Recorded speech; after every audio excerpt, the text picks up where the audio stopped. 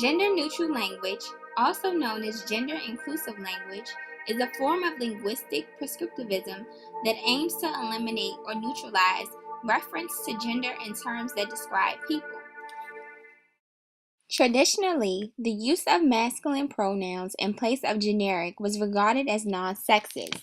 However, feminists argue that previously the practice of assigning masculine gender to generic antecedents stemmed from language reflecting the prejudices of the society in which it evolved, and English evolved through most of its history in a male-centered patriarchal society. It just sunk in. I don't know how you treat your women in Cuba, but this is the United States, and I have my rights. So Mark and Chris set out to ask students on the Bowie State University campus how they felt about the use of gender-neutral language.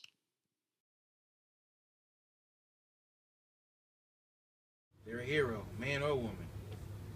If that's your girlfriend, boyfriend, whoever, it could be your honey. Well, if it was a girlfriend and she rescued you, would it be right to call her a shero? Yeah, why not?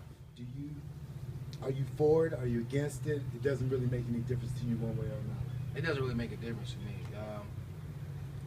I think everybody should have their own title and have their own opinion, but to me, it doesn't really make a difference. Thank you.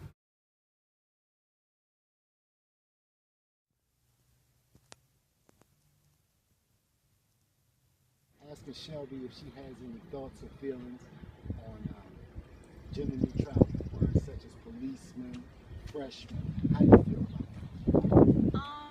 I honestly feel like it's a part of your identity, and to me, I don't think it's really anything negative. I feel like at that point in your life, it's who you are. Victoria spoke with travelers at an airport to get their perspectives on the words amen and hero. So when you finish your prayers, what do you say? Amen. You say what? Amen.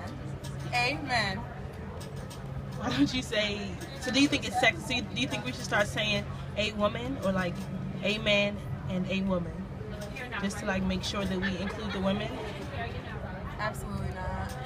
Absolutely not. I think a woman, it really wouldn't make sense, to be honest with you. I really honestly do not think it matters whether you would say a man or a woman. No a woman. No a woman. Amen. Amen. Including the women. No. So, Amen. so does amen include the women? The woman? Amen. Oh, absolutely. It includes everybody. How do you feel about the word hero? Do you think it's a gender sexist word? Honestly, I don't think it's a gender sexist word. I take that back. I think that words have, that masculine or feminine from the outset. However, I don't think that a hero by definition has to be a male.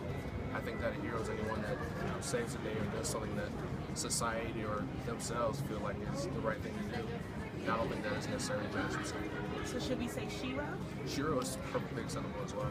Okay. I don't think that there should be a limit to the words that Okay, so if we incorporated shero into our English language, you think it would be okay? not a problem. Well, thank you. Thank you. Grammatical gender is just such a stupid concept. I sort of hate myself for saying that, but it is really silly. So that's a computer, is it, French? A computer, so it's male. All computers are male. And that's a bottle, French, really. So it's female. All bottles are female. Really. Should I dress it up in a friggin' pink apron and give it a rolling pin as well? Further, it has become common in academic and governmental settings to rely on gender-neutral language to convey inclusion of all sexes or genders. So I asked a member of my community, has he noticed a change in the use of gender-specific language to gender-neutral and how he feels about gender-neutral language.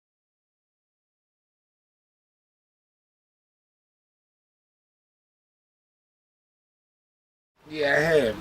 Over the years, growing up, I've noticed that the terms of fireman, and mailman, and things like that have changed. They refer to the male person or the fire person, because you don't want to offend the female gender.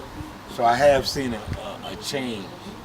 However, there's still a lot of male-dominated words used that probably are just embedded in our everyday English that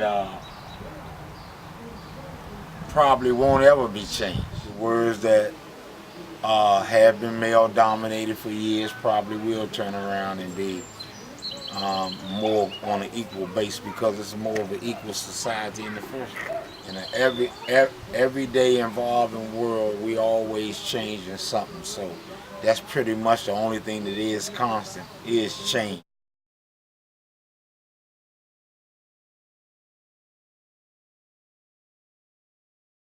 It's an ever-growing concern, but I don't particularly pay a lot of attention to it, really. You know, I don't, if I say fireman, I could be looking at the female firefighter. I'm going to give her just as much respect as I give a male firefighter. It's just a term to me, that's all. But if it offends one person, then it offends too many. So that's how I see it. If somebody is offended by that term and it needs to be changed, then, you know, maybe it needs to be changed. To conclude, the members of Group 3 feel like the incorporation of gender-neutral words into our society will help our society to grow equally, as many others are starting to realize. To a language expert as well, who says simply changing the words on a page could help shape the way society views women. Women are in high places, and the documents that actually organize and structure our lives really probably ought to reflect that. With the exception of Amen, the combination of our own opinions in the interviews we conducted allows us to determine that those around us are neither for or against the use of gender-neutral language, but rather open to change to make everyone feel included in our diverse society. Equal rights means just what it says, equal rights.